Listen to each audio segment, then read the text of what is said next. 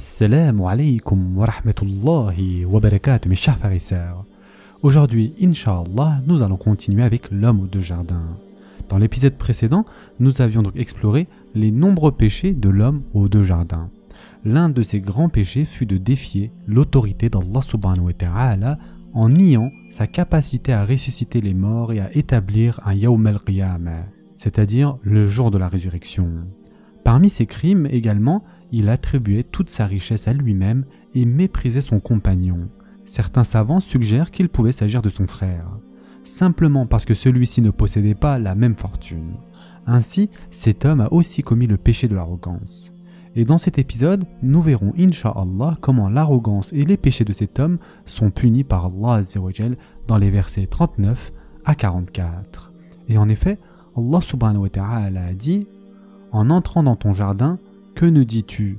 Telle est la volonté et la grâce d'Allah. Il n'y a de puissance que par Allah. Si tu me vois moins pourvu que toi en bien et en enfant, il se peut que mon Seigneur bientôt me donne quelque chose de meilleur que ton jardin, qu'il envoie sur ce dernier du ciel quelque calamité et que son sol devient glissant, ou que son eau tarisse de sorte que tu ne puisses plus la retrouver. » Et sa récolte fut détruite, et il se mit alors à se tordre les mains à cause de ce qu'il avait dépensé. Cependant que ses treilles étaient complètement ravagées, et il disait que je souhaite n'avoir associé personne à mon Seigneur. Il n'eut aucun groupe de gens pour le secourir contre la punition d'Allah, et il ne put se secourir lui-même. En l'occurrence, la souveraine protection appartient à Allah le vrai. Il accorde la meilleure récompense et le meilleur résultat. Surat al-Kahf, versets 39 à 44. Mes chers frères et sœurs en islam, lorsque son compagnon lui répond, il ne le fait pas en suivant l'ordre du discours de l'homme, mais en suivant l'ordre du plus grand crime ou péché qu'il a commis. Même si l'homme commence par se vanter d'être supérieur à son compagnon, ce point est le dernier que le compagnon mentionne dans sa réponse. Être personnellement insulté n'est pas ce qui préoccupe le compagnon. Ce qui le choque, c'est que l'homme ose être ingrat envers Allah subhanahu wa ta'ala. Ainsi, le compagnon commence par critiquer le rejet par l'homme d'Allah Azza wa Jal en tant que source de sa richesse, en disant « Quant à moi, c'est Allah qui est mon Seigneur, et je n'associe personne à mon Seigneur. » Surat al-Kahf, verset 38. Nous voyons ici l'humilité devant Allah subhanahu wa ta'ala. Le compagnon répond donc à l'arrogance de l'homme, affirmant que sa richesse aurait dû le conduire à l'humilité. « Entrant dans ton jardin, que ne dis-tu? Telle est la volonté et la grâce d'Allah. Il n'y a de puissance que par Allah. Si tu me vois moins pourvu que toi en bien et en enfant. » Surat al-Kahf, verset 39. Allah Azza wa Jal dit au verset 35 que l'homme, lorsqu'il entra dans son jardin, il se faisait du tort à lui-même et son arrogance l'avait dominé. Souvenez-vous, il disait « Puis il entra dans son jardin, tout en se faisant du tort à lui-même. Il dit « Je ne pense pas que cela périra. » Ainsi, son compagnon lui dit qu'il aurait dû faire l'inverse en entrant dans le jardin.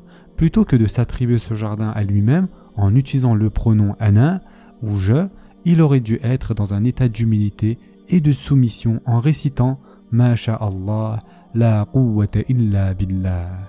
Ici, « Ma sha'Allah » signifie « ce qu'Allah a voulu s'est réalisé », c'est-à-dire qu'Allah m'a béni avec cela.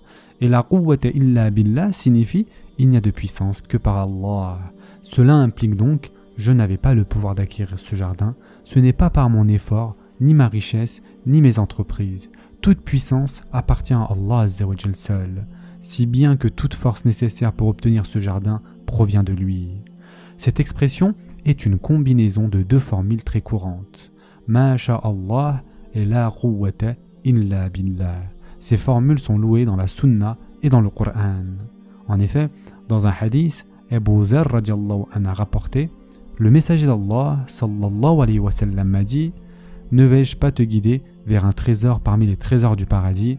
J'ai répondu « Na'am ya Rasulallah » Il a dit alors sallallahu alayhi wa sallam « La khawla wa la quwwata illa billah » Il n'y a de force ni de puissance qu'en Allah.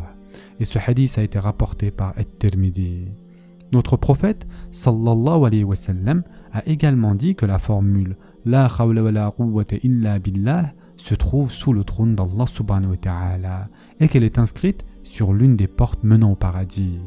C'est donc une de ces formules que nous devrions répéter et intégrer dans notre rituel de rappel d'Allah Azza wa Jal.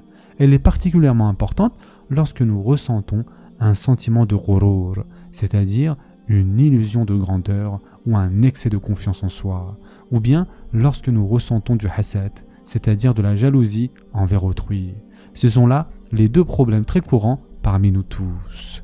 Mes chers frères et sœurs en islam, parfois nous obtenons quelque chose de nouveau et de tape à l'œil, comme une maison ou une voiture, et nous avons l'impression d'avoir réussi. Si nous ressentons ce type de ghurur, nous devons nous en débarrasser en disant « Masha'Allahu la quwwata illa billah ». Nous prononçons ces formules pour purifier notre cœur de cette illusion. En vérité, ce sentiment de réussite ne dure qu'une semaine ou deux. Puis, selon la nature humaine, nous commençons à convoiter quelque chose de nouveau et de meilleur, car l'homme ne sera jamais satisfait de ce qu'il a. De même, si nous ressentons de la jalousie ou de la convoitise envers la richesse d'autrui, nous devons également dire La hawla wa la quwwata illa billah ou bien la formule combinée Ma sha'Allahu la quwwata illa billah. Et cela a été rapporté par de nombreux sahaba. Si nous nous surprenons à éprouver de la jalousie envers quelqu'un, nous devons dire Ma sha'Allahu la quwwata illa billah. Dans un autre hadith à propos de la jalousie, il a été rapporté d'Abu Umama ibn Sahl ibn Hunayf que son père lui raconta que le messager d'Allah sallallahu alayhi wa sallam sortit un jour et qu'ils voyagèrent avec lui en direction de la Mecque jusqu'à ce qu'ils atteignent Shib' al-Qazzar dans la région d'Al-Juhfa. Sahl ibn Hunayf fit ses ablutions, il fit son ghusl, et c'était un homme au teint clair, doté d'un corps et d'une très belle peau. Amr ibn Rabi'a, le frère de Benu Ubay ibn Qa'ab, le regarda pendant qu'il se lavait et dit « Je n'ai jamais vu quelque chose de pareil, même avec la peau d'une vierge recluse. » C'était une métaphore pour désigner l'extrême blancheur de sa peau. Alors Sa'al fut pris de convulsions, une crise probablement d'ordre épileptique au cours de laquelle il s'effondra au sol. On l'amena au messager d'Allah sallallahu alayhi wa sallam et on lui dit « Ô messager d'Allah, sais-tu ce qui est arrivé à Sa'al? Par Allah, il ne peut pas lever la tête et il n'y arrivera pas. » Le prophète sallallahu alayhi wa sallam dit « Soupçonnez-vous quelque chose à son sujet ?» Ils dirent « Amir ibn Rabi'a l'a regardé. » Alors le prophète sallallahu alayhi wa sallam appela Amir et lui parla avec colère en disant « L'un d'entre vous aimerait-il tuer son frère? Si vous voyez quelque chose qui vous plaît, pourquoi ne demandez-vous pas la bénédiction, c'est-à-dire la baraka pour cela ?» Puis il dit à Amir « Fais les grandes ablutions, c'est-à-dire le ghusl pour lui. » Alors Amir fit les ablutions. Il lava son visage, ses mains, ses coudes, la plante de ses pieds et l'intérieur de son izar, c'est-à-dire son vêtement inférieur, dans un récipient. Ensuite, cette eau fut versée sur Sahel. Un homme la versa sur sa tête et sur son dos depuis l'arrière en inclinant le récipient. Après cela, Sahel rejoignit les gens et ne ressentit plus aucun mal. Et ce hadith a été rapporté par Ahmed. Le prophète sallallahu alayhi wa sallam a dit à Amir ibn Rabi'a qu'il aurait dû dire « Barakallahu lak » à propos de Sahel, c'est-à-dire « Ma sha'Allah et Barakallahu lak » qu'Allah t'accorde davantage dans ce que tu possèdes. Il est également très courant de dire « Ma sha'Allah tabarakallah » et cela ne pose aucun problème non plus. Mais il faut noter que tabarakallah est une louange adressée à Allah Azza wa Jal, tandis que ce que nous devons faire lorsque nous ressentons de la jalousie, c'est faire une dua pour qu'Allah Azza wa Jal accorde sa bénédiction dans les biens de l'autre personne, en disant « Barakallahu lak ». Ainsi, si nous ressentons de la jalousie envers quelqu'un, nous devons dire « Ma sha'Allah barakallahu lak », ce qui signifie qu'Allah Azza wa Jal t'accorde plus de baraka, c'est-à-dire plus de bénédictions. Cela touche donc à la racine du problème. Il s'agit pour nous de faire une dua en faveur de la personne envers qui nous ressentons de la jalousie.